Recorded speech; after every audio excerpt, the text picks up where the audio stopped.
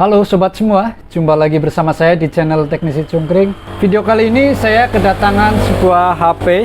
Ini servisan offline ya, Samsung A12 servisan offline. Jadi kalau servisan online ya paling banyak perbaikan RAM CPU, UFS kayak gitu ya, perbaikan pada mesin. Bisa dikatakan ya perbaikan yang susah-susah. Kalau servisan offline itu mending ya, banyak yang ganti LCD, ganti konektor cas, ganti baterai, ganti tombol on off, putar seperti itulah. Banyak kasus-kasus yang bisa dikatakan lebih mudah. Tapi ini agak berbeda. Jadi ini adalah servisan offline dari Samsung A12.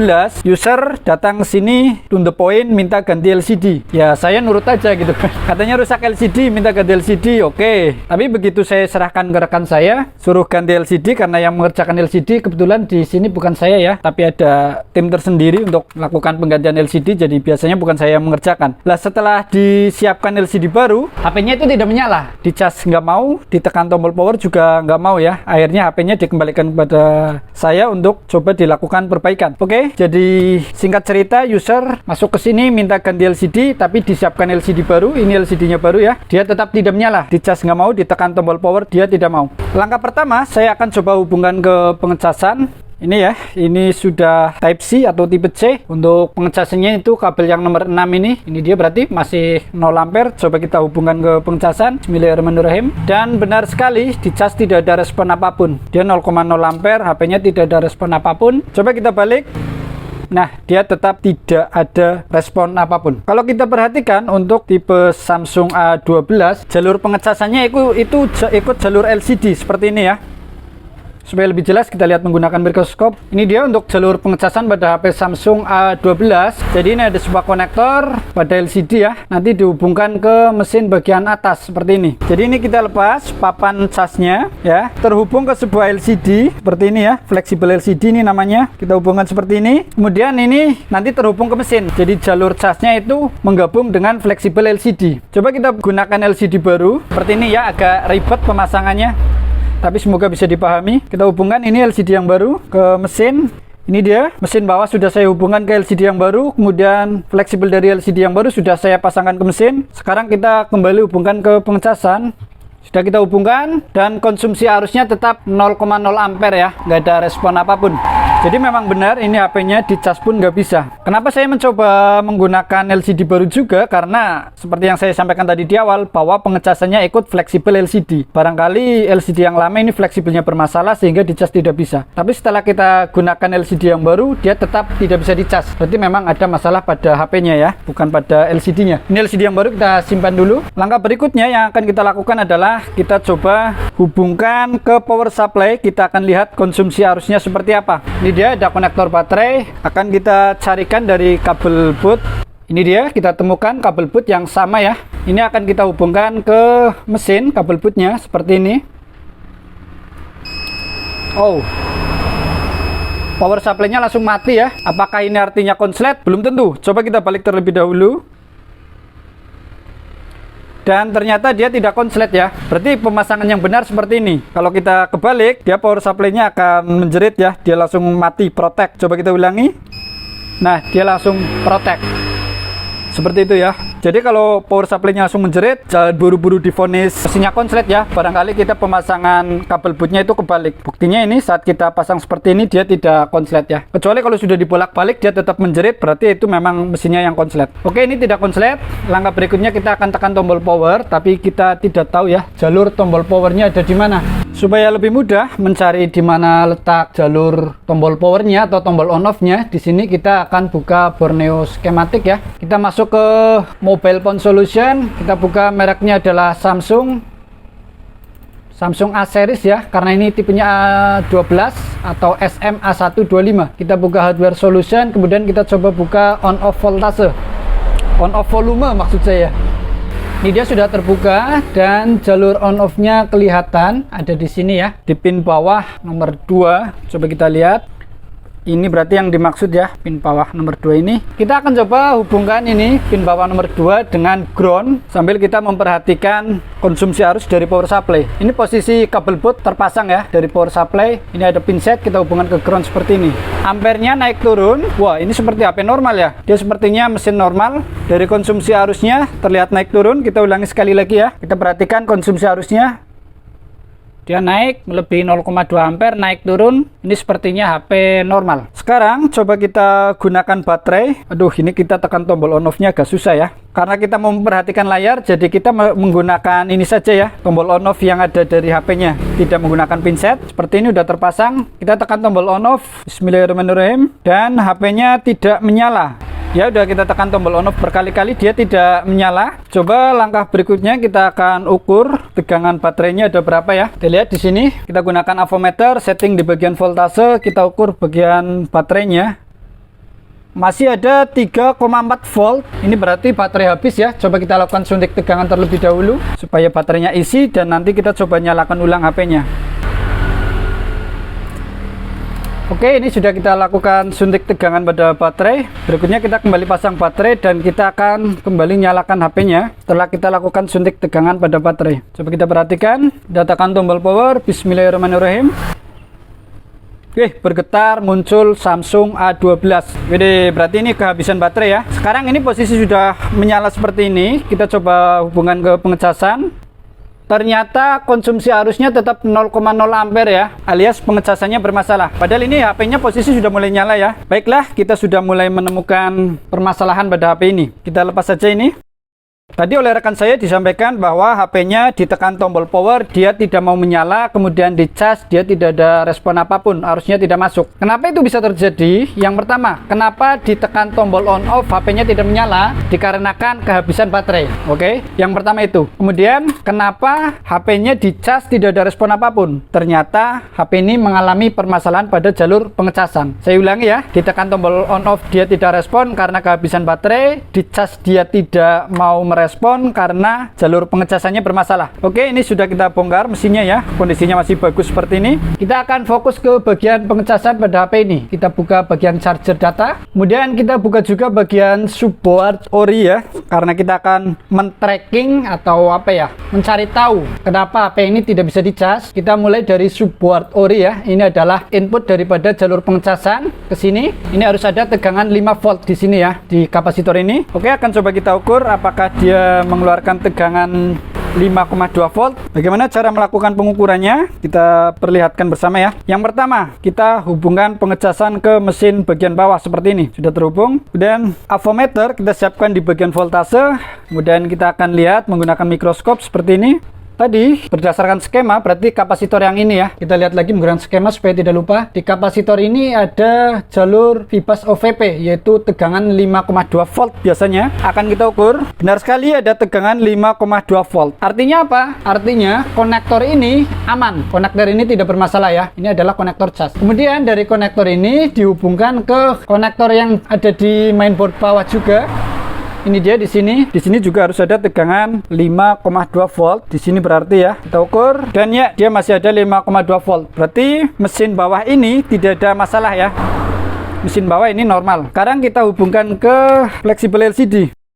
Seperti ini ya. Kemudian kita kembali hubungan ke pengecasan, kemudian kita ukur di bagian fleksibel LCD. Cara mengukurnya kita lihat di sini. Di fleksibel LCD ini ada jalur OVP di bagian tepi ya. Ini adalah jalur VBus OVP-nya. Ground-nya ada di sini, tepi di seberangnya. Kalau fleksibel cas biasanya selalu seperti itu. Satu adalah jalur cas, satunya adalah ground. Oke, kita lihat. Ini dia fleksibel LCD-nya akan kita ukur. Yang satu ini jalur cas atau jalur VBus, yang satu ini ground. Ternyata masih ada tegangan 5,2 volt. Artinya fleksibelnya juga aman ya. Oke, kita dapati mesin bawah fleksibel aman. Berarti masalah kemungkinan ada pada mesin. Kita lihat mesinnya. Ini dia ya. Ini akan kita lepas supaya lebih mudah untuk melakukan analisa. Langkah berikutnya, kita akan melakukan pengukuran jalur VBus. Ini ground, ini jalur VBus. Sesuai skema ya. Ini ground, ini jalur VBus. Tapi kita perlihatkan di sini ya. Kalau kita melakukan pengukuran di sini, susah, nggak bisa. Karena ketutup oleh fleksibel dari LCD. Makanya akan coba kita akali dengan cara melakukan krok pada jalur. Supaya lebih mudah dalam pengukuran. Ini kan kita lihat ada jalur ke sini ya. Kita coba krok di sini saja. Ini dia ya, jalur VBUS-nya udah sedikit kita kerok, gunanya adalah untuk melakukan pengukuran. Oh iya, sebelum kita melakukan pengukuran ke tegangan, kita coba lakukan pengukuran hambatan terlebih dahulu. Barangkali jalurnya konslet, kita nggak tahu ya. Kita lakukan pengukuran pada jalurnya, ternyata ada hambatan 0,5. Ini jalur normal ya, tidak konslet ya. Oke, kita kembali pasangkan ke perangkat seperti ini. Mesinnya kita pasangkan, kemudian fleksibelnya kita pasangkan, kemudian kita lakukan pengukuran tegangan kembali. Groundnya di sini hitam dan merahnya ke titik yang sudah kita kerok barusan ya. Ini agak susah tapi ini bisa seperti ini ya. Dan ternyata tegangannya naik turun. Waduh, kok tegangannya nggak stabil seperti ini ya. Coba kita ulangi lagi, kita lakukan pengecekan. Setelah kita lakukan pengukuran, ternyata di sini tegangannya 0 volt ya, drop ya, dia tidak mau naik. Ya, kita lihat, ini walaupun agak susah ya, yang jarum merahnya, karena berada di bawah sini tadi yang kita lakukan penggoresan, tapi ternyata tegangannya tidak naik, alias tetap 0,0 volt. Oke, kita sudah mendapati permasalahannya adalah dari mesin bawah normal, dari fleksibel normal, tapi tidak mau naik ke mesin atas. Oke, sudah kita temukan masalahnya ya, VBUS OVP-nya tidak mau naik ke sini. Entah permasalahannya apa, kita belum tahu kenapa tegangan 5,2 voltnya tidak mau naik. Kita akan ukur hambatan 5,2 volt dimulai dari ground 0,0. Ini artinya groundnya terhubung ya, normal. Kemudian ini 0,5. Jadi jalur ground dan VBUS secara fisik terlihat normal. Kemudian secara pengukuran juga dia normal. Lalu kenapa dia tidak mau naik? Coba kita akan lakukan solder terlebih dahulu ya. Kita akan solder ulang. Kita angkat dulu mesinnya ini supaya lebih mudah. Kita akan mulai melakukan penyolderan ulang pada jalur ground terlebih dahulu. Kita kasih vlog dan kita siapkan timah gulung. Kemudian kita solderkan pada bagian konektor ya. Ini soldernya belum begitu panas. Seperti ini dulu, ini belum rapi. Nanti kita rapikan dengan bantuan solder dan blower. Ada timahnya, kita siapkan blower. Kita akan rapikan dengan solder dan blower seperti ini ya. Saya rasa sudah cukup pada bagian ground. Kita lanjutkan dengan jalur VBUS-nya. Ini juga akan kita lakukan penambahan timah ya. Sudah seperti ini. Kemudian tidak lupa bagian atasnya kita tambahkan sedikit timah supaya lebih menempel nantinya saat pemasangan ya. Tapi tidak boleh terlalu banyak. Karena jika terlalu banyak justru akan mempersulit pemasangan konektor itu sendiri ya. Jadi ini tadi kebanyakan, kita bersihkan lagi. Dan sebelah ground juga ini tadi kebanyakan. Ya, sementara seperti ini terlebih dahulu ya. Jadi kita melakukan solder ulang dan penambahan sedikit timah pada bagian tepi, yaitu ground dan jalur pengecasan. Kita bersihkan. Saya rasa ini sudah cukup bersih. Akan kita pasangkan lagi ke perangkat. Pasang seperti ini dan kita kembali hubungkan pengecasan. Apakah sudah ada perubahan? Bismillahirrahmanirrahim. Dan sudah ada konsumsi arus 1,6 ampere. HP-nya pun menyala. Wede, mantap ya. Ternyata hanya seperti itu ya kita buatkan konten. Ya alhamdulillah kalau servisan offline itu banyak bisa dikatakan kasus-kasus ya sederhana ya. Jadi ini HP-nya sudah bisa dicas. Ini akan kita pasang tutupnya. Nanti kita lakukan pengecekan. Jadi kita akan pasang dulu ini back covernya, supaya nanti kita mudah melakukan pengecekan apakah dia memang benar sudah bisa dicas, sudah normal. Ini kita perangkat bawah juga kita pasang. Belum semuanya ya, hanya 2 baut saja dulu. Kita coba pasang ini back covernya untuk menyalakan nantinya. Oke, ini sudah kita tutup. Ini perangkatnya belum kita pasang ya. Ini hanya untuk pengecekan saja. Coba kita hubungkan ke pengecasan lagi. Ada konsumsi arus 1 ampere. HP-nya menyala. Ini nanti kalau HP-nya sudah ada berapa persen, nanti coba kita nyalakan. Oke, kita ulangi. Kenapa HP Samsung A12 ini ditekan tombol power dia tidak menyala? Jawabannya adalah karena kehabisan baterai. Kemudian masalah kedua, kenapa kehabisan baterai di cas itu tidak ada respon? Karena ada permasalahan di jalur pengecasan. Bagaimana kita menganalisanya? Kita ukur dari awal. Jalur pengecasan itu kan dari cas atau charger data ya, dihubungkan dengan kabel tipe C, membawa tegangan 5,2 volt, dihubungkan ke konektor cas. Masuklah ke sini, bawa kapasitor, kemudian masuk ke konektor pada mesin bawah. Ini membawa tegangan 5 volt. Nah, tegangan 5 volt ini dihubungkan oleh fleksibel LCD masuk ke mesin atas. Ada di sini, 5 voltnya masuk sini, dan di sini adalah ground. Harus diiringi ya, tegangan 5 volt diiringi ground. Karena kalau hanya ada tegangan 5 volt tidak ada ground juga dia tidak akan ngecas. Nah, ternyata setelah kita ukur di sini, tegangan 5 voltnya itu tidak mau naik ke sini. Kenapa dia tidak mau naik? karena ini jalurnya bermasalah. Ini konektornya apa disebutnya ya, koyak atau kurang presisi, jadi ditempel dia nggak mau membawa tegangan 5 volt. Akhirnya saya lakukan solder ulang, saya lakukan penambahan timah di sini, kita solder ulang, kita tambahan timah, dan alhamdulillah HP-nya sudah bisa dicas lagi. Ini sudah 4%, kita coba tekan tombol power. Muncul logo Samsung sambil kita tunggu sampai ke menu, sambil kita belajar analisa lagi ya. Apabila ternyata di sini masuk tegangan 5,2 volt, maka langkah berikutnya kita harus lakukan tracking. Jalur VBUS-nya itu larinya ke IC OVP. Kita ukur di sini harus ada tegangan 5,2 volt. Sampai sini juga harus ada tegangan 5,2 volt. Kalau tidak ada, kita lakukan jumper pada jalur tersebut supaya tegangannya bisa masuk 5,2 volt, kemudian nanti masuk ke IC cas. Seperti itu ya cara trackingnya ya. Baiklah, ini HP-nya sudah sampai ke menu. Kita coba, waduh ada polanya ya. Baiklah, kita belum dikasih polanya ya, tapi ini sudah normal. Dia dicas konsumsi arusnya itu ada 1,8 ampere, voltasenya 9 volt, artinya ini fast chargingnya aktif. Dan dinyalakan dia juga sudah normal, bisa sampai ke menu seperti ini. Ini nanti tinggal kita kembalikan ke rekan saya untuk dilakukan pengecekan keseluruhan fungsi ya. Baiklah, semoga video ini bermanfaat. Kita jumpa lagi di video berikutnya. Salam solder panas, mantap.